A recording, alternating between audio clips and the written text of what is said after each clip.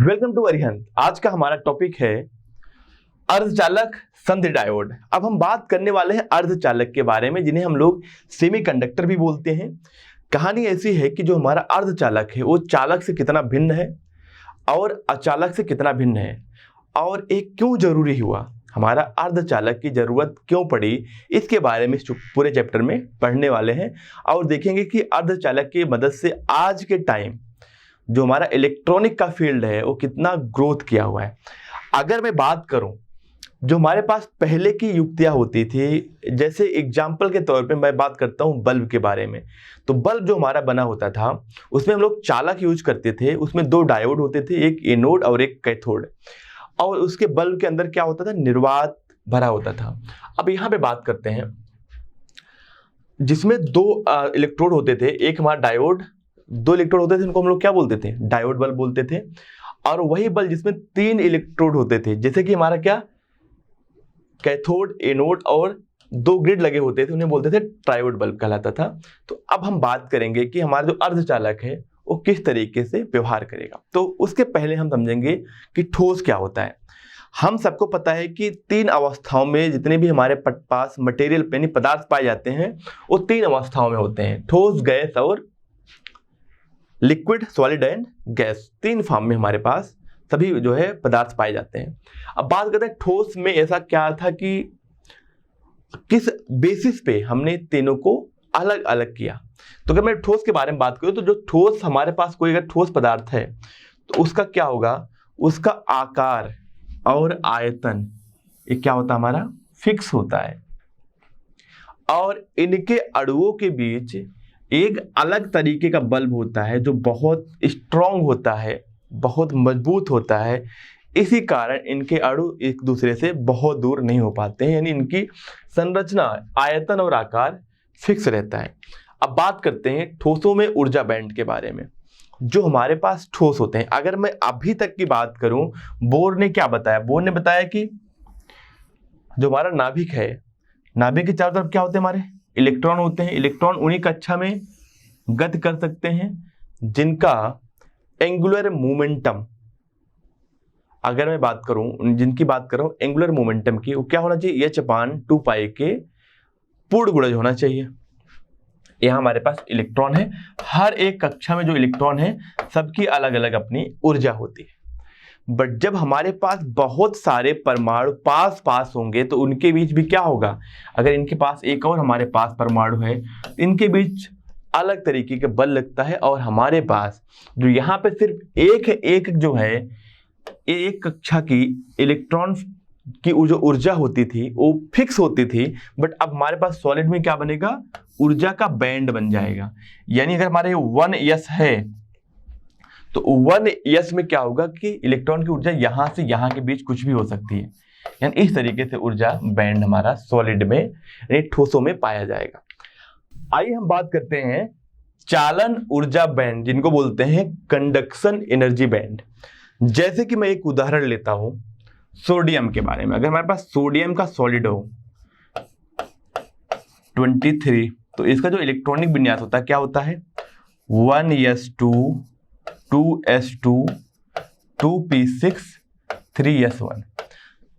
अब देखिए सबकी एनर्जी बैंड जो होगी वो कुछ इस तरीके से होगी। मैं इसको एक बार बना दे रहा हूं। देखिए हमारा पहला हो गया, थोड़ा सा मैं इसका कलर भी चेंज कर दे रहा हूं। ये हमारा 1s हो गया। इसके बाद हमारा आएगा 2s, फिर हमारा आएगा 2s 2p, फिर हमारा होगा 3s, फिर हमारा एक उसके बाद वाला जो बैंड होगा उसके बारे में बात करेंगे। ये थोड़ा सा सिमेट्री में नहीं दिख रहा है, बट हम इसको समझाने के लिए मैं आपको बताता हूं। जो हमारा पहला है इसमें जो भी इलेक्ट्रॉन होंगे उनकी ऊर्जा फिक्स नहीं होगी, यहां से यहां के बीच हो सकता है। हमारा क्या है 1s2 है, ये हमारा क्या है 2s2 है,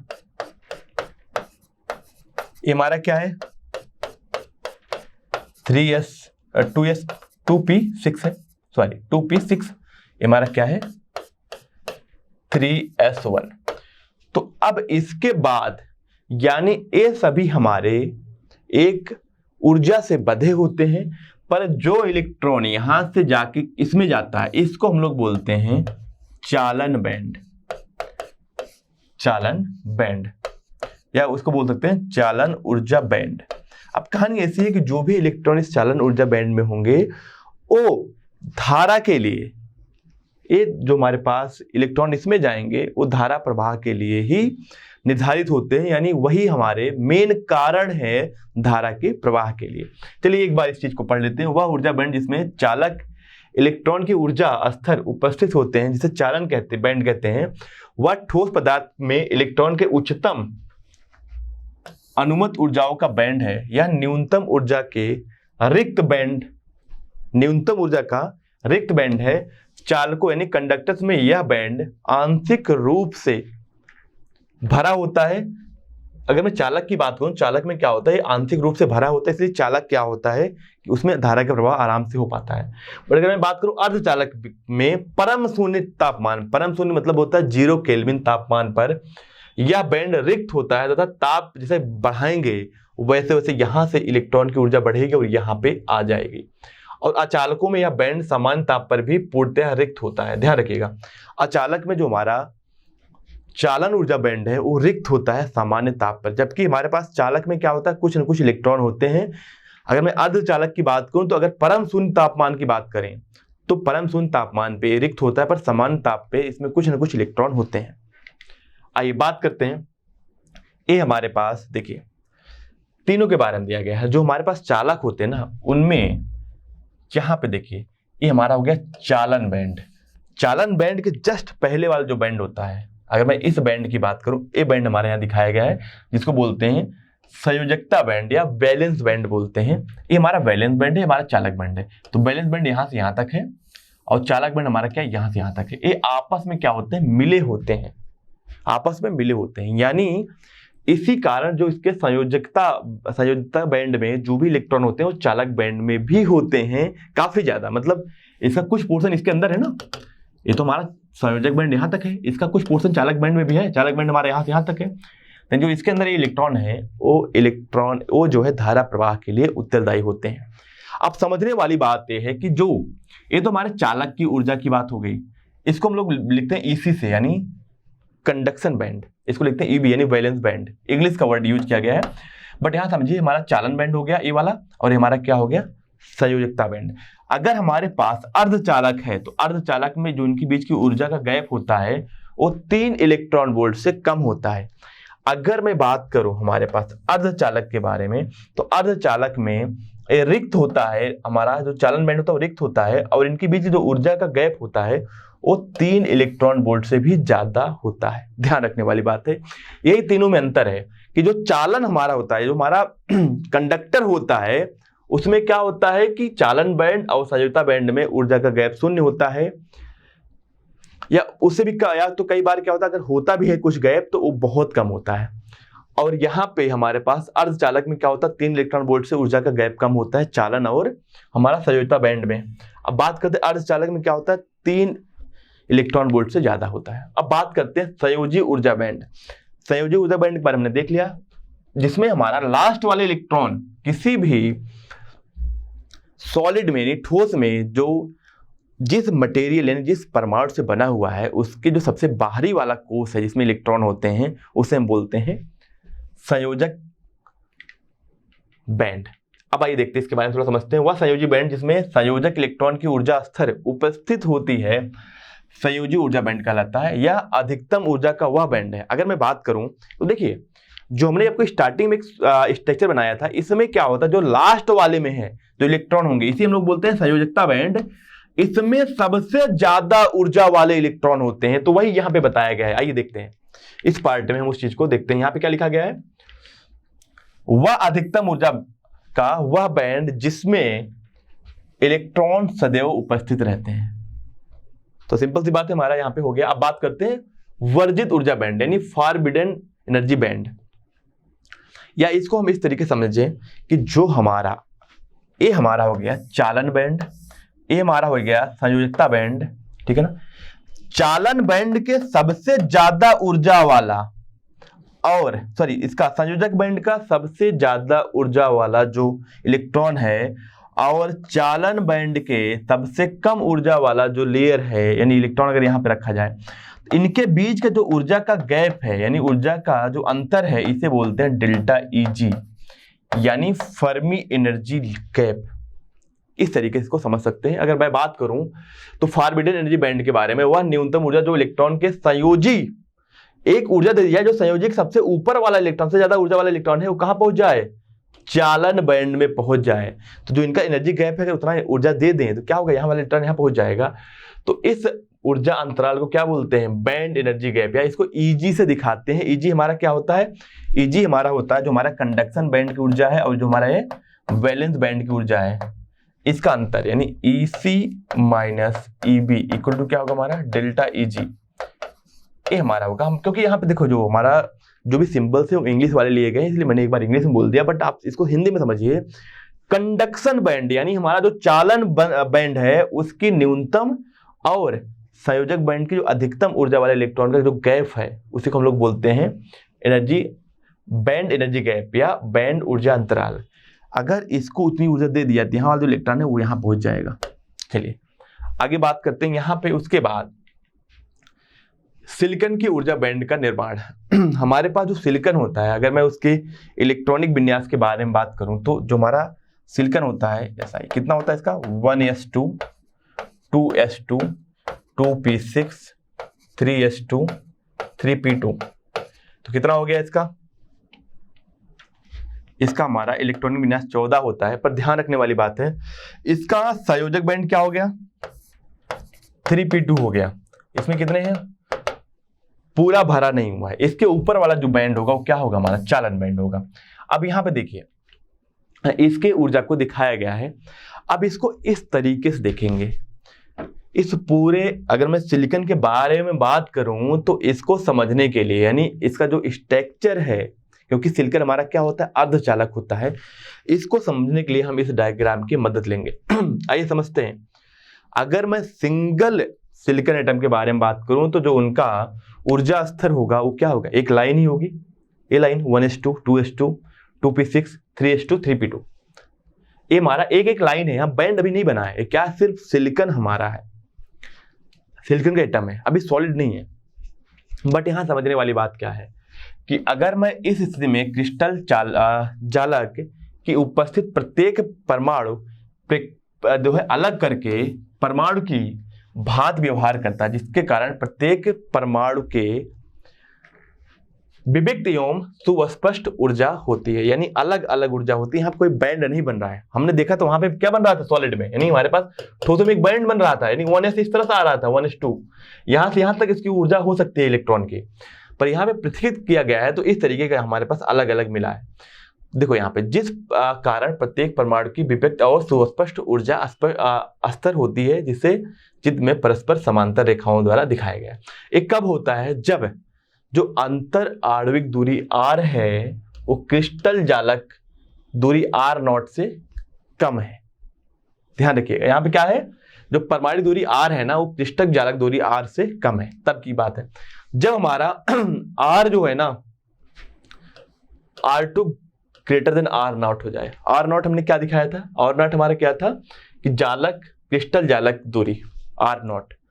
जब हमारा r जो है यानी परमाणुक अंतर परमाणुक दूरी, यानी दो परमाणु के बीच की जो दूरी है ना r, वो अगर r0 से क्या हो ज्यादा हो तो क्या होगा, इस स्थिति में अगर हमारा, जिसको हम लोग r बोल रहे हैं, वो अगर ज्यादा हो r0 से, इसका मतलब क्या हो गया हमारा, इस स्थिति में परमाणु के संयोजी इलेक्ट्रॉन के मध्य अंतःक्रिया प्रभावी हो जाता है, जिसके कारण जो 3s और 3p उपकोष अत्यधिक निकट स्थित दो ऊर्जा स्तरों में विरक्त हो जाते हैं, जिसके बीच का ऊर्जा अंतराल पहले की अपेक्षा कम हो जाता है। वही तीसरी केस क्या है हमारा, जब R1 क्या हो जाए, R जो हमारा है ना वो ग्रेटर देन R0 हो, पर यहाँ पे कुछ और कहानी दी गई है।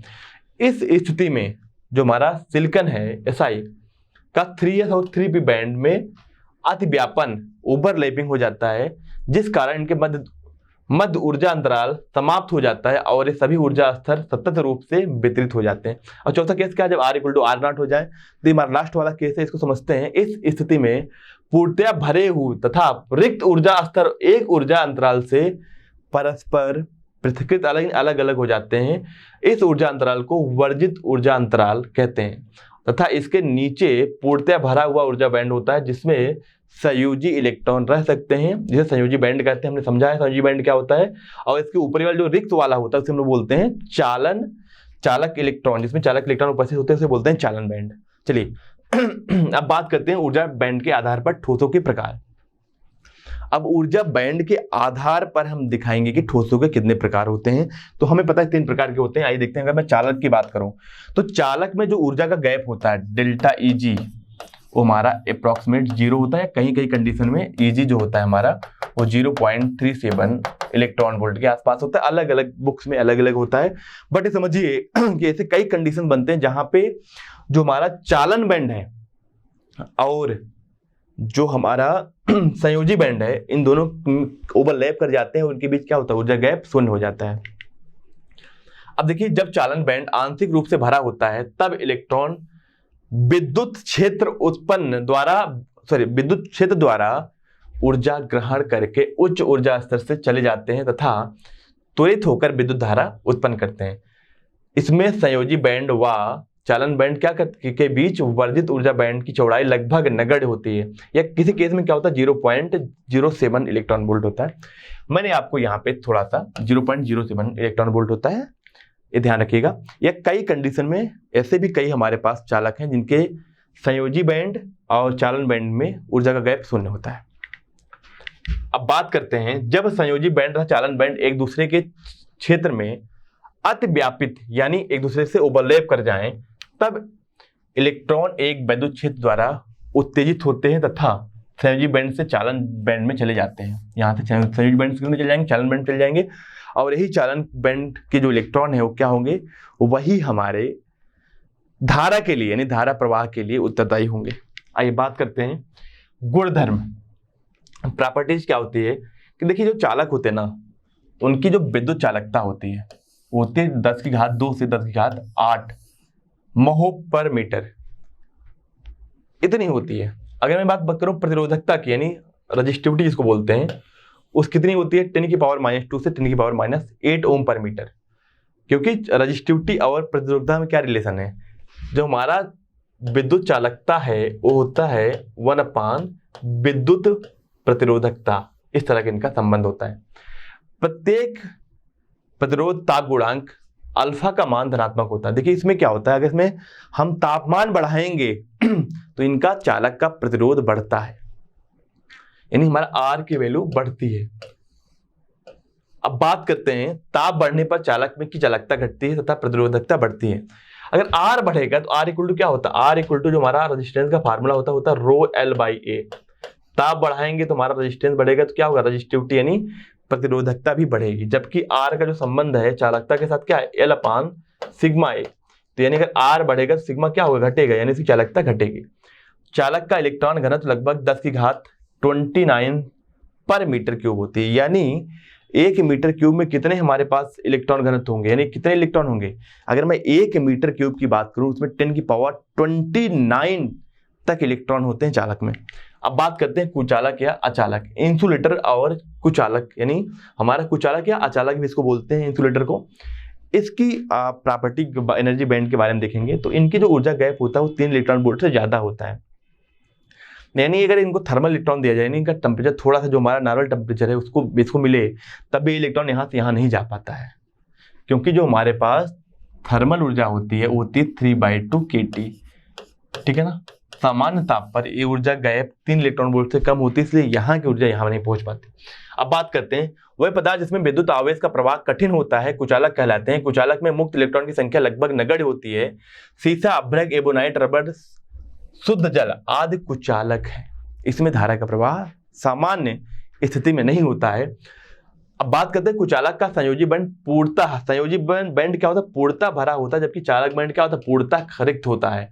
इसमें संयोजी बैंड और चालक बैंड के मध्य वर्जित ऊर्जा अंतराल बहुत अधिक यानी Eg जो होता है 3 इलेक्ट्रॉन वोल्ट से ज्यादा होता है। जैसे हीरे में वर्जित ऊर्जा इलेक्ट्रॉन लगभग 6 इलेक्ट्रॉन वोल्ट होता है, यानी हीरे में धारा प्रवाह करना बहुत मुश्किल है। अब देखिए, जब तक कि चालक बैंड में इलेक्ट्रॉन नहीं जाएगा तब तक धारा का प्रवाह नहीं होगा। अब बात करते हैं इसे गुणधर्म के बारे में। जो इसकी विद्युत चालकता होती है 10⁻⁵ महो होती है, महो प्रति मीटर होती है, या उससे भी कम होती है। अगर मैं प्रतिरोधकता की बात करूं तो 10⁵ ओम पर मीटर। प्रतिरोधकता क्या है इसकी, बहुत ज्यादा है, से अधिक होती है। अचालक का प्रतिरोध ताप गुणांक अल्फा क्या होता है, निगेटिव होता है, यानी ताप बढ़ाएंगे तो इसका प्रतिरोध घटेगा। इसकी विद्युत चालकता का ताप पर कोई प्रभाव नहीं पड़ता। ठीक है, अब बात करते हैं अर्धचालक के बारे में। जो हमारा अर्धचालक होता है, अर्धचालक में क्या होता है, चालन बैंड और संयोजी बैंड में क्या होता है, ऊर्जा का जो गैप होता है वो 3 इलेक्ट्रॉन वोल्ट से कम होता है। यहाँ पे दिया गया हमारा 1.1, यानी बहुत में ये जान लीजिए 3 इलेक्ट्रॉन वोल्ट से कम होता है। यहाँ पे सामान्य ताप पे यहाँ के जो इलेक्ट्रॉन होते हैं वो यहाँ से गति करके यहाँ चले जाते हैं, क्योंकि अगर इनका जो ऊर्जा का गैप है ना, उतना ऊर्जा अगर इसको मिल जाती है तो यहाँ से यहाँ पहुँच जाता है सामान्य ताप पर। और क्या होता है, जब इलेक्ट्रॉन यहाँ पहुँच गया तो क्या करते हैं, वो गति करना, वो यानी फ्री टू मूव है, यानी वो चालन करने के लिए फ्री है। और अगर यहाँ विद्युत क्षेत्र अप्लाई किया जाएगा तो क्या होगा, कुछ न कुछ धारा हमें मिलेगी, पर चालक में जितनी धारा मिलती है उससे इसमें कम धारा मिलेगी। आगे बात करते हैं गुणधर्म के बारे में। तो इसकी जो विद्युत चालकता होती है 10⁻⁵ मीटर से 1 महो पर मीटर होती है। 10⁻⁵ महो पर मीटर से 1, इसको तो 1 ही बोलेंगे ना, 10⁻0 को महो पर मीटर होती है। इसका विद्युत प्रतिरोध क्या होता है, 10⁵ से 10⁻⁻² ओम मीटर होती है। भिन्न भिन्न चालकों के लिए वर्जित ऊर्जा अंतराल भिन्न भिन्न होता है। जैसे हमारे पास कुछ उदाहरण दिए गए हैं। गैलियम हमारे पास जो सेमीकंडक्टर यानी अर्धचालक है उसके लिए 0.7 इलेक्ट्रॉन वोल्ट जो ऊर्जा गैप है, संयोजक और चालक के बीच का जो ऊर्जा गैप है वो क्या है, 0.7 इलेक्ट्रॉन वोल्ट है। जबकि सिलिकॉन के लिए क्या है, 1.1 इलेक्ट्रॉन वोल्ट आदि। इसके प्रतिरोध ताप गुणांक क्या होता है, निगेटिव होता है, यानी कि ताप बढ़ाएंगे तो क्या होगा, उसका प्रतिरोध घटेगा। ताप बढ़ाएंगे तो क्या होगा, प्रतिरोध घटेगा। अब बात करते हैं ताप बढ़ाने पर इसकी चालकता बढ़ती है तथा प्रतिरोधकता घटती है। अगर प्रतिरोध घट रहा है तो क्या होगा, प्रतिरोध अगर घट रहा है ताप बढ़ाने पर तो क्या होगा, ρL/A होता है, यानी इसकी प्रतिरोधकता भी घटेगी। अगर ताप बढ़ाएंगे तो ये हमारा घटेगा, तो ये क्या होगा, ये भी घटेगा। जबकि इसकी जो चालकता है ना वो क्या होती है, R = होता है L/σA, यानी इसकी चालकता भी क्या होती है, बढ़ती है अगर R घटेगा तो। अब आइए बात करते हैं जो अभी तक हमने पढ़ा उसको एक सारणी में इस तरीके से दिखाया गया है। इसमें हमें कुछ एक्स्ट्रा नहीं करना है, हमने सारी चीजें बता दी हैं। इसमें क्या होता है, कंडक्शन बैंड, बैलेंस बैंड, यानी चालक बैंड और संयोजक बैंड दोनों क्या होते हैं, ओवरलैप कर जाते हैं, यानी इनके बीच का ऊर्जा गैप क्या होता है, 0 होता है। इसमें क्या होता है, 3 इलेक्ट्रॉन वोल्ट से ज्यादा होता है, जबकि अर्धचालक में 3 इलेक्ट्रॉन वोल्ट से कम होता है। ये सारी जो यहाँ पे सारणी दी गई है उस समय हमने सारा कुछ पहले ही पढ़ा दिया है। आइए आगे बात करते हैं अर्धचालक के प्रकार। जो हमारे अर्धचालक भी होते हैं उनके भी कई प्रकार होते हैं। जैसे कि हमारा क्या है, अर्धचालक इंट्रिंसिक सेमीकंडक्टर, शुद्ध अर्धचालक जिसमें कोई अपद्रव्य यानी सिर्फ क्या होंगे, सिर्फ और सिर्फ सेमीकंडक्टर होंगे और एक ही प्रकार के होंगे अर्धचालक। उसमें अगर कुछ और नहीं मिलाया गया है, ना मिला हो तो आंतर अर्धचालक कहलाता है। क्या बोलते हैं इसको, इंट्रिंसिक यानी आंतर अर्धचालक कहलाता है। इस प्रकार शुद्ध जर्मेनियम या शुद्ध सिलिकॉन अपने प्राकृतिक अवस्था में आंतर अर्धचालक है। इसे शुद्ध अर्धचालक या अथवा प्राकृतिक अर्धचालक कहते हैं। जो हमारा दूसरा हो गया, चलिए हम लोग पीछे निकल गए क्या, आगे बढ़ते हैं। अब बात करते हैं आंतरिक अर्धचालक की विद्युत चालन। तो इसकी विद्युत चालन काफी कम होती है और हम इसको बढ़ाएंगे किसकी मदद से, एक बार देखते हैं। बात करते हैं कि जब किसी अंतर अर्धचालक के सिरों के बीच कोई विद्युत विभवांतर स्थापित किया जाता है तो अर्धचालक के अंदर एक विद्युत क्षेत्र उत्पन्न होगा। सिंपल सी बात है, जिसके कारण अर्धचालक में मुक्त इलेक्ट्रॉन इस विद्युत क्षेत्र की दिशा के विपरीत दिशा में तथा कूटर यानी होल जो कि इलेक्ट्रॉन की कमी के कारण उत्पन्न होते हैं वो क्या करेंगे, वो विद्युत क्षेत्र की दिशा में गति करेंगे, उससे कुछ न कुछ धारा मिलेगी। पर यहाँ ध्यान देने वाली बात है कि जो धारा मिलेगी ना वो काफी कम होगी। वो कितनी होगी ये करके देख लेंगे। अब यहाँ समझिएगा, मैं पूरी बात बता रहा हूँ कि ये हमारे पास मान लेते इधर वाला क्या है, ये उसका ऊपर हमारा चालन बैंड है। अब जो इनके इलेक्ट्रॉन है, देखिए हमारे पास अगर बात जर्मेनियम की बात करूँ, जर्मेनियम क्या होती है, वैलेंसी, यानी ये हमारे पास 4 बैंड बनाता है, जर्मेनियम के साथ 4 बैंड बनाता है इस तरीके से। जर्मेनियम हमारा हो गया। चलिए मैं इसको एक बार डिटेल बना दे रहा हूँ। यहाँ पे जर्मेनियम इधर भी होगा, तो ऐसे करते हैं ना, इसका एक ही मैं डायग्राम बना के आपको समझा दे रहा हूँ ताकि आपको यहाँ समझ में आ जाए। अगर मैं बात करता हूँ जर्मेनियम के बारे में, ये जर्मेनियम हो गया, ये हमारा जर्मेनियम से क्या किया, संयोजी बैंड बनाया, जर्मेनियम दूसरे से बनाएगा जर्मेनियम से, इस तरीके से इनका अपना बैंड होगा। अब होगा क्या, यहाँ पे इलेक्ट्रॉन है, यहाँ पे इलेक्ट्रॉन है। अब एक क्या ऊर्जा पाके कहाँ पहुंच गया, निकल गया चालन बैंड पे। तो यहाँ पे जो क्रिएट हुआ ना उसको बोलते हैं होल, यानी कोडर बोलते हैं। कोडर का मतलब समझो कि इतना इलेक्ट्रॉन के पास ऋणात्मक आवेश है उतना ही कोडर के पास क्या है, धनात्मक आवेश है। अगर यहाँ वैद्युत क्षेत्र लगाएंगे, मान लेते हैं वैद्युत क्षेत्र इधर लगा दिए इधर, तो क्या हुआ हमारे पास, जो इलेक्ट्रॉन यहाँ चालन बैंड में गए वो इधर जाएंगे, इसकी वजह से भी क्या होगा हमारा, इधर हमारे पास वैद्युत धारा उत्पन्न होगी, इसकी वजह से भी। और अगर हमने वैद्युत क्षेत्र इधर लगाया है, जो हमारे पास यहाँ पे होल है यानी कोडर है, वो भी इधर गति करेंगे, इसकी वजह से भी क्या, इधर ही धारा उत्पन्न होगी। तो यानी अर्धचालक हमारे पास क्या कर रहे हैं, दो, यानी इलेक्ट्रॉन और कोडर दोनों जो है धारा के लिए जिम्मेदार है। आइए आगे बढ़ते हैं, बात करते हैं कितनी धारा मिलेगी, इसमें देखते हैं, एक एक करके समझते हैं। एक तो अगर हमने वैद्युत धारा इधर लगाया है तो इलेक्ट्रॉन किधर गति कर रहे हैं, इलेक्ट्रॉन हमारे इधर गति कर रहे हैं, इसकी वजह से जो धारा मिल रही है उसको लिख रहे हैं आई। किधर मिलेगी, इलेक्ट्रॉन के विपरीत दिशा में। जो हमारे होल होते हैं वो धनात्मक आवेश होते हैं और इलेक्ट्रॉन के बराबर ही उस पर क्या होता है, हम लोग धारा मानते हैं। तो ये भी क्या होगा, इसी दिशा में गति करेगा, इसकी वजह से क्या होगा, धारा IH मिलेगा। तो यानी कुल जो धारा होगी वो क्या होगी, IE प्लस IH के बराबर होगी, ये हमारा कुल धारा होगी। अब इसी को जो है, अब यहाँ देखिएगा, अब एक टर्म आया है Ne और NH, ये होता है मुक्त इलेक्ट्रॉन घनत्व, यानी मुक्त इलेक्ट्रॉन यानी पर मीटर क्यूब में कितने मुक्त इलेक्ट्रॉन है उसे लिखेंगे Ne से, और पर मीटर क्यूब में कितने कोडर हैं उसे क्या बोलेंगे, NH। और जो कुल धारा आएगी वो क्या होगी, हमें पता है I इक्वल टू क्या होता है, I इक्वल टू होता है NeAVD।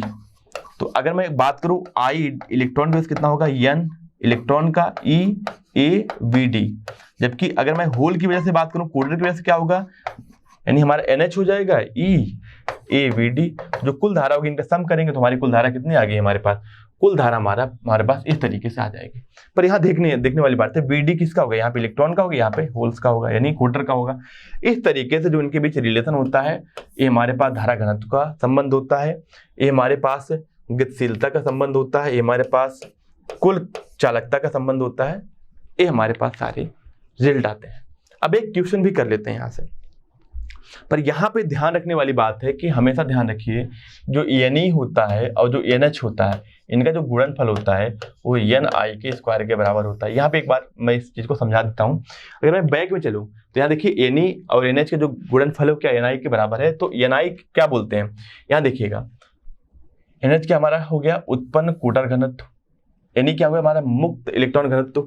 अब यहाँ पे बात ये आती है कि अगर मैं आपसे पूछा जाए कि Ni की तरह क्या है, एक मन में सवाल उठता है ना कि Ni क्या है। तो Ni इस जो हमारे पास इंसेंट्रिक सेमीकंडक्टर है ना, उसका जो के लिए जो नेट चालन है, जो उत्तरदायी है धारा के लिए, उसका घनत्व। चलिए आगे बात करते हैं वाह्य या अपद्रवी अर्धचालक। इसमें क्या होता है, जो हमारे पास शुद्ध अर्धचालक है उसमें कुछ डोपिंग कर देते हैं, यानी कोई और मटेरियल्स में डाल दिया जाता है, जिससे क्या होती है, चालकता बढ़ जाती है। तो मैं बात करता हूं अंतर शुद्ध अर्धचालक में विद्युत चालकता अति अल्प होती है, परंतु यदि किसी शुद्ध अर्धचालक में थोड़ा सा अपद्रव्य मिला दिया जाए तो इसकी चालकता बहुत अधिक बढ़ जाती है। इस प्रकार अशुद्ध अर्धचालक को वाह्य अर्धचालक कहते हैं। इस क्रिया में मादन यानी डोपिंग, इस क्रिया को क्या बोलते हैं, मादन यानी डोपिंग कहते हैं। इसमें क्या करते हैं कि हम दो प्रकार के हमारे पास क्या होते हैं कि अलग अलग तरीके की N टाइप और T टाइप की क्या होती है, मादन होती है, जिसकी मदद से हम क्या करते हैं, इसकी चालकता बढ़ा देते हैं। चलिए बात करते हैं पहला हमारा N टाइप अर्धचालक। N टाइप क्या होता है, आइए एक बार हम पूरी चीज को देखते हैं। हमारे पास जिस अर्धचालक की चालकता मुख्य रूप से इलेक्ट्रॉन के कारण होती है उसे क्या बोलते हैं, N टाइप अर्धचालक कहते हैं। इसमें क्या होता है कि हमारे पास एक ऐसा लाएंगे जिसमें जिसका बैलेंस इलेक्ट्रॉन जिसके पास कितने 5 हो, 5 बैलेंस इलेक्ट्रॉन हो, क्या करेगा हमारे पास, अगर मैं मानता हूं कि हमारे पास गैलियम या सिलिकॉन है तो क्या करेगा, वो 4 ही बंध बनाएगा, 4 ही बंध बनाएगा, 1 2 3 और 4। यानी 4 बंध में क्या हुआ, एक इसका इलेक्ट्रॉन यूज हुआ, दूसरा, तीसरा और चौथा, इसके पास क्या बच गया, एक इलेक्ट्रॉन फ्री बच गया। वो इलेक्ट्रॉन कहां चला जाएगा, वो चला जाएगा चालन बैंड में, वो इलेक्ट्रॉन चालन बैंड में चला गया। अब क्या हुआ, एक इलेक्ट्रॉन मान लो तापमान बढ़ा, यहां निकल के यहां पहुंच गया, तो क्या यहाँ पे आ गया, यहाँ पे हो गया, उत्पन्न हो गया कोडर। अब देखिए यहां पे चालन बैंड में 2 इलेक्ट्रॉन पहुंच गए, जबकि कोडर में क्या है, एक ही, अब सॉरी इसके अंदर क्या है, एक ही कोडर उत्पन्न हुआ है। इसमें क्या होता है कि अगर मैं बात करूं, जितना ज्यादा मिलाएंगे, डोपिंग करेंगे, उसमें होता क्या है, यानी बहुत बहुत ज्यादा होता है NH से, यानी जो इलेक्ट्रॉन का जो घनत्व होता है वो कोडर के घनत्व से बहुत बहुत ज्यादा होता है। इसलिए हम इसको, इसके लिए जो हम लोग फार्मूला यूज करेंगे वो लिखेंगे Ne बहुत बहुत ज्यादा होता है NH की, एक कहानी इसके लिए होती है। दूसरा हमारा होता है पी टाइप। पी टाइप मतलब होता है कि हम एक ऐसा मटेरियल, एक ऐसा इसमें जो है मादन का उपयोग करेंगे जिसका बैलेंस इलेक्ट्रॉन इसमें कितने हो, 3 हो। तो 3 होंगे तो क्या होगा, देखिए यहाँ पे अब 3 है तो इसके पास 1 बंध बनाया, 2 बंध बनाया, 3 बंध बनाया, चौथा क्या है, यहाँ पे अपने आप से क्या है, होल एग्जिस्ट कर रहा है, एक होल अपने आप से, यानी कोडर हमारे पास एग्जिस्ट कर रहा है। अगर एक इलेक्ट्रॉन यहाँ कंडक्शन बैंड में जाएगा तो क्या होगा, एक और होल उत्पन्न होगा। तो यानी इसमें होल की जो घनत्व होता है, यानी कोडर का जो पर मीटर क्यूब घनत्व होता है वो बहुत बहुत ज्यादा होता है, किससे, इलेक्ट्रॉन के घनत्व से। तो इसमें क्या होता है, जिस अर्धचालक की चालकता मुख्य रूप से कोडर यानी धनात्मक छिद्रों के कारण होती है, उसे हम लोग बोलते हैं पी टाइप अर्धचालक। इस तरीके से हमारे पास 2 टाइप के अर्धचालक होते हैं। बात करते हैं एन टाइप अर्धचालक और पी टाइप अर्धचालक को, इस सारणी की मदद से समझते हैं। देखिए इसमें क्या होता है, इसमें जो हमारे पास एन टाइप है, इसमें पंच सहयोगी अशुद्धियां, यानी जैसे हमारा फास्फोरस हो गया, आर्सेनिक हो गया, एंटीमनी, बिस्मथ, ये सब मिला जाता है। इससे क्या होता है, इसके में 5 इलेक्ट्रॉन जो है फ्री होते हैं बॉन्ड बनाने के लिए, यानी बंध बनाने के लिए। जबकि हमारे पास पी टाइप में क्या होते हैं, एल्युमिनियम हो गया, गैलियम हो गया, इंड्रियम हो गया, जिसके पास कितने, सिर्फ 3 इलेक्ट्रॉन है जो बंध बनाएंगे। अगर मैं बात करूं, अपद्रव्य को प्रत्येक परमाणु अर्धचालक पदार्थ के 1 इलेक्ट्रॉन दान करता है, जिस कारण से अपद्रव्य परमाणु को दाता परमाणु कहते हैं। जबकि इस अपद्रव्य का प्रत्येक परमाणु अर्धचालक के पदार्थ के 1 इलेक्ट्रॉन को ग्रहण करके करता है, जिसके कारण अपद्रव्य परमाणु को ग्राही परमाणु कहते हैं। तो ध्यान से समझने वाली बात है।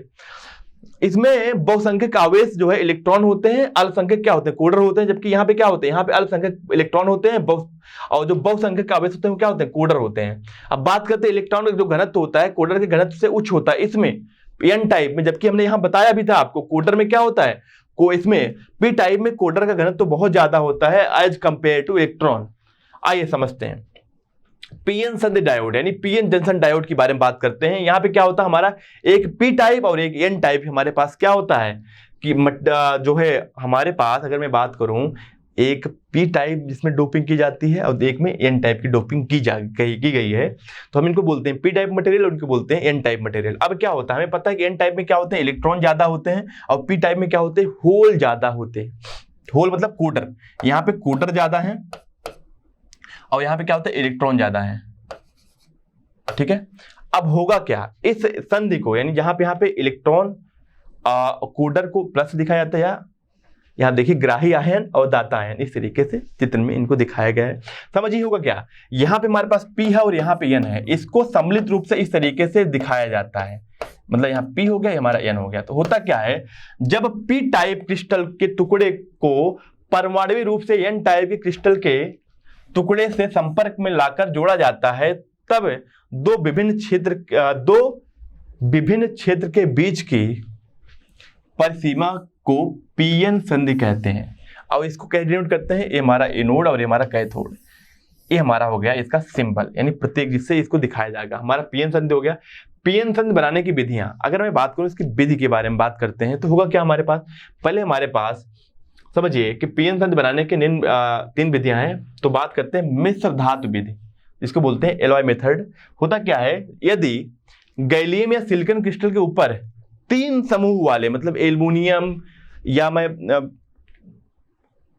बात करूं ऐसे परमाणु के जिसके पास 3 ही क्या हो, इलेक्ट्रॉन हो बंध बनाने के लिए, तो गैलियम या सिलिकॉन क्रिस्टल के ऊपर 3 समूह की अशुद्धि जैसे इंडियम का छोटा टुकड़ा रखकर चित्र में दिखाए अनुसार पिघलाया जाता है तो अंत में पीएन संधि बन जाता है। इंडियम एन टाइप, इंडियम, देखो यहाँ पे क्या बन गया, पीएन संधि बन गया। आर्सेनिक पी टाइप में क्या बन रहा है, यहाँ पे पीएन संधि बन गया। आइए बात करते हैं विसरण संधि के बारे में, डिफ्यूजन फंक्शन। अब इसमें क्या होता है, इसमें देखिए, अब हमारे पास जो दूसरा तरीका है पीएन डायोड बनाने के लिए, यानी पीएन संधि बनाने के लिए, उसका क्या है कि जब एन टाइप की अर्धचालक को निर्वात में गर्म करके इसमें इस पर त्रिसंयोजक यानी एल्युमिनियम अशुद्ध वाष्प छोड़ी जाती है तो एन टाइप अर्धचालक में विसरित हो जाती हैं तथा हमारे पास क्या बन रहा है, पीएन संधि बन रहा है। इस तरीके से हमारा बनता है पीएन संधि। तीसरा हमारा मेथड है, अब हम बात कर रहे हैं वाष्प निक्षेपित संधि के बारे में। जब यदि हमें एन सिलिकॉन अथवा पी सिलिकॉन की परत बनती है तो पीएसआई की जो चिप्स की सिलेन एसआई का यौगिक को उच्च ताप पर एसआई में विघटित हो जाता है को फास्फोरस की वाष्प के संपर्क में रखते हैं। उच्च ताप द्वारा सिलेन को पीएसआई पर एनएसआई की परत बन जाती है, वह पीएन संधि प्राप्त होता है। तो हमारे पास 3 तरीके हैं इस तरीके जो है पीएन संधि बनाने के लिए। अब बात करते हैं संधि व अवक्षय परत का बनना, यानी विभव प्रसीर के बारे में बात कर रहे हैं। तो यहां समझिए कि अगर मैं बात करूं पी टाइप अर्धचालक से कोडर का विसरण एन टाइप अर्धचालक में तथा एन टाइप अर्धचालक से इलेक्ट्रॉन का विसरण किसमें, पी टाइप में। पी टाइप में क्या होती है, इलेक्ट्रॉन की कमी होती है, एन टाइप में इलेक्ट्रॉन की ज्यादा होती है। टाइप में होने लगता है विसरण के बाद ए आवेश वाहक अपने अपने पूरक से मिलकर परस्पर उदासीन हो जाते हैं। इस प्रकार संधि के समीप पी क्षेत्र में ऋणात्मक तथा एन क्षेत्र में क्या होता है, धनात्मक आवेश की अधिकता हो जाती है और संधि के दोनों ओर विसरित आवेश का एक पतली परत बन जाती है। अब बात करते हैं इस परत की, इसको बोलते हैं अवक्षय परत। यहाँ हमारे पास क्या है, यहाँ हमारे पास था पी टाइप, इधर था N type. N type electron की संख्या ज्यादा होती है पी टाइप में होल से, तो यहाँ से इलेक्ट्रॉन यहाँ आए तो क्या हुआ, पहले होल और इलेक्ट्रॉन मिलकर न्यूट्रल हो गए। पर यहाँ पे क्या हुआ, बीच में एक संधि बन जाती है जहां पे इधर क्या होते हैं, इधर हमारे पास इलेक्ट्रॉन की संख्या बढ़ जाती है, इधर क्या होता है हमारे पास होल यानी धनात्मक आवेश जिसको बोलते हैं। अब इस वजह से क्या होगा, यहाँ ऋणात्मक से धनात्मक की तरफ क्या होगा, एक इधर हमारे पास ज्यादा विभव हो जाएगा, इधर कम विभव हो जाएगा, इसको बीबी बोलते हैं, यानी एक विभव भी उत्पन्न हो जाता है। और इसको बोलते हैं अवक्षय परत यानी डिप्लेशन लेयर। इस परत के सिरों के बीच लगभग 0.1 वोल्ट से 0.5 वोल्ट का विभवांतर उत्पन्न हो जाता है। इस विभव को क्या बोलते हैं, विभव प्रचीर बोलते हैं। विभव प्रचीर के कारण अब जो आवेश का वाहन है ना वो बंद हो जाता है। अब बात करते हैं अवक्षय परत के संबंधित महत्वपूर्ण बिंदु निम्न है। अवक्षय परत की जो मोटाई होती है 1 माइक्रोन होती है, 10⁻⁶ मीटर होती है। अवक्षय परत की मोटाई क्या होती है, उसके डोपिंग कितना ज्यादा उसमें अशुद्धि मिलाई गई उसके व्युत्क्रमानुपाती होती है। अवक्षय परत की मोटाई तापक्रम के समानुपाती होती है, यानी अगर ताप बढ़ाएंगे तो उसका मोटाई भी बढ़ेगा। पीएन संधि का एक संधारित्र के समतुल्य माना जा सकता है जिसमें अवक्षय परत क्षेत्र परावैद्युत माध्यम की तरह कार्य करती है। अब बात करते हैं कोडर तथा इलेक्ट्रॉन के विसरण के कारण पीएन संधि पर बने अवक्षय परत के सिरों के जो विभवांतर होता है बीबी, जिसको हम लोग बीबी से लिखते हैं, इसको बोलते हैं विभव प्रचीर यानी पोटेंशियल बैरियर कहते हैं। जेई के लिए वीबी की वैल्यू जो होती है 0.3 वोल्ट होती है, सिलिकॉन के लिए क्या होती है 0.7 वोल्ट होती है। पीएन संधि के औसत प्रचीर विभव क्या होता है 0.5 वोल्ट। वह अवक्षय परत की मोटाई क्या होता है 10⁻⁶ मीटर की कोट का होता है। तो अब इस तरीके से प्रचीर विभव की वजह से कितना हमारा विद्युत क्षेत्र उत्पन्न होगा निकाल लेते हैं। ई इक्वल टू क्या होता है हमारा V/D होता है, तो V कितना हो गया हमारा 0.5 अपन D क्या 10⁻⁶, तो यहाँ से आ गया 5 × 10⁵ वोल्ट पर मीटर, यानी बहुत उच्च विद्युत क्षेत्र उत्पन्न होता है इनके बीच में। तो अब हम बात करेंगे पीएन संधि में धारा प्रवाह। अगर मैं बात करते हमारा पीएन संधि होता है ना, यहां देखिए जो हमारे पास P हो गया यहाँ पे और ये हमारा हो गया N। यहाँ पे हमारे पास क्षेत्र हो गया जहां पे हमारा यहाँ का पोटेंशियल हाई यहाँ का लो होता है और इधर एक वैद्युत क्षेत्र उत्पन्न होता है इस दिशा में। यहाँ पे ज्यादातर क्या होते हैं कोटर होते हैं, यहाँ पे क्या होते हैं इलेक्ट्रॉन होते हैं। अब होगा क्या, अब समझिएगा, अगर मैं बात करूं जब इसको किसी बैटरी से नहीं लगाया जाता तो उस कंडीशन में क्या होगा, एक बार मैं इसको पढ़ के भी बता दे रहा हूं। पीएन संधि के आर पार किसी वाह्य वोल्टेज की अनुपस्थिति में डायोड में कोई धारा का प्रवाह नहीं होता है। क्यों नहीं होता बताते हैं। इस दशा में कुछ बहुसंख्यक आवेश वाहक पी क्षेत्र से कोटर, पी क्षेत्र में क्या होते हैं, कोटर होते हैं, एन क्षेत्र में क्या होते हैं, इलेक्ट्रॉन होते हैं, कि इतनी ऊर्जा होती है कि विरोधी आंतरिक क्षेत्र ई आई, जो यहाँ पे एक वैध क्षेत्र उत्पन्न होता है, ई आई के होते हुए भी संधि को आर पार गतिमान होकर अग्र धारा उत्पन्न करते हैं। देखिए यहाँ पे क्या होगा, यहाँ पे होल ज्यादा है, एक इधर गति करेंगे तो इसकी वजह से क्या होगा, हमारे पास धारा आएगी, और अगर इलेक्ट्रॉन गति करेंगे उसकी वजह से भी धारा आएगी। तो यहाँ देखते हैं, परंतु यह धारा संधि के आर पार अल्पसंख्यक वाहकों पी क्षेत्र में इलेक्ट्रॉन और एन क्षेत्र में क्या होंगे, कोटर के प्रभाव, जिससे आंतरिक क्षेत्र सहायक होता है के कारण उत्पन्न व्युत्क्रम जो हमारे पास धारा है उसको निरस्त कर देता है और कुल धारा हमारी क्या होती है, शून्य हो जाती है। आप इसको देखिए, यहाँ से अगर इधर जाएगा तो यहाँ जो इलेक्ट्रॉन है, ज्यादा इलेक्ट्रॉन इधर है ना, तो इधर जाएंगे तो इनकी वजह से जो धारा होगी किधर होगी, इधर की दिशा में होगी। पर यहाँ पे जो अल्पसंख्यक आवेश है, यानी इधर क्या एच है, इधर क्या अल्पसंख्यक आवेश ई है, अगर ये इधर गति करेगा और इधर गति करेगा तो इनकी वजह से क्या होगा, कुल धारा इधर आएगी। इन दोनों का धारा का जो नेट धारा होता है वो क्या हो जाएगा, शून्य हो जाएगा। अब बात करते हैं, इनको दो तरीके से जोड़ा जाता है। अब जो हमारा ए है ना, डायोड को दो तरीके से जोड़ा जा सकता है। एक हमारा अग्र अभिनत होता है, यानी फॉरवर्ड बायस। फॉरवर्ड बायस में क्या करते हैं कि हम यहाँ पे इस तरीके से अपने डायोड को पी वाले को ज्यादा विभव और एन वाले को कम विभव देते हैं, जिससे क्या होता है, यहाँ से यहाँ धारा का प्रवाह होने लगता है। बट अगर मैं बात करूं दूसरे वाली कंडीशन की, तो पहले कंडीशन जो हमारे धारा का प्रवाह होगा वो कुछ इस तरीके से होता है। यहाँ पे देखिए, अगर एक बार और चीज समझ लेते हैं, यहाँ पे तो अंदर वाला जो विभव वैध क्षेत्र होता है वो ऐसे होगा, पर इसकी जो वैध क्षेत्र होगा वो इस दिशा में होगा, बाहर की वजह से, और बाहर वाले वैध क्षेत्र की वजह से क्या होता है, यहाँ पे धारा बहने लगता है। अब बात करते हैं इसके ग्राफ के बारे में। हम लोग बात करेंगे आई और वी के ग्राफ के बारे में। पहले हम विभव बढ़ाएंगे तो क्या होगा, धारा बहुत कम बढ़ेगी। फिर क्या होगा, एक विभव के बाद क्या होगा, धारा बहुत तेजी से बढ़ना शुरू होगा। यानी ये ओम के नियम को फॉलो नहीं करता है। जितने भी हमारे डायोड होते हैं वो ओम के नियम का पालन नहीं करते हैं। इस तरीके से क्या होगा कि जब हम इसको ज्यादा पोटेंशियल देंगे, इसको कम, यानी इसका ज्यादा विभव इसका कम, होगा क्या कि जो यहाँ के पी क्षेत्र के कोटर है ना, वो क्या होगा, इधर गति करेंगे, और जो एन क्षेत्र के इलेक्ट्रॉन है, क्योंकि वैद्युत क्षेत्र इधर उत्पन्न हुआ है तो वैद्युत क्षेत्र की विपरीत दिशा में गति करेंगे, जिससे क्या होगा, एक धारा मिलेगी यहाँ पे। अब बात करते हैं, अगर हम इनको उत्क्रम अभिनत करें, यानी रिवर्स बायस करें, तो क्या होगा, उस कंडीशन में कोई धारा नहीं मिलती। अगर हम इसको पी हो गया, हमारा एन हो गया, हमारा एन है, अगर इसको इस तरीके से जोड़ दें तो इसमें कोई भी धारा का प्रवाह नहीं होता। इसमें धारा क्या होती है, हमारी शून्य हो जाती है। ऐसा क्यों होता है, मैं आपको देखिए यहाँ पे क्या होगा, जब हम लोग इसको अंदर वाला क्या होता है, अंदर वाला वैद्युत क्षेत्र इधर उत्पन्न होगा ई आई, और हमने बाहर भी क्या किया, इधर कर दिया। अब होगा क्या कि जो यहाँ पे देखिए, जो यहाँ कोटर है वो क्या होंगे, कुल वैद्युत क्षेत्र इधर उत्पन्न हुआ है तो इधर गति करेंगे, इधर गति करेंगे कोटर हमारे, जो इलेक्ट्रॉन है वो क्या करेंगे, इधर गति करेंगे, ठीक है ना, यहाँ पे इधर गति करेंगे। तो इनकी वजह जो धारा मिलती है वो बहुत कम मिलती है, बहुत ही कम मिलती है। तो शून्य की तरह मान सकते हैं। देखिए हमारा किसमें दिया है, तो धारा वो मिली एम्पियर में है। आप इस तरीके से आप विभव बढ़ाते जाएंगे, धारा बहुत कम होती है। जिस बिंदु पे ये धारा बढ़ना शुरू हो जाती है, इस बिंदु को बोलते हैं भंजक वोल्टेज, यानी ये जो हमारा डिप्लेशन लेयर है वो ब्रेक हो जाता है, और उसके बाद क्या होती है, धारा बहुत ज़्यादा उत्पन्न हो जाती है। तो हम जनरल कंडीशन मानेंगे जो रिवर्स बायस है, यानी हम बात कर रहे हैं यहाँ पे उत्क्रम अभिनत में, जनरल कंडीशन में इसमें धारा क्या होती है, शून्य होती है।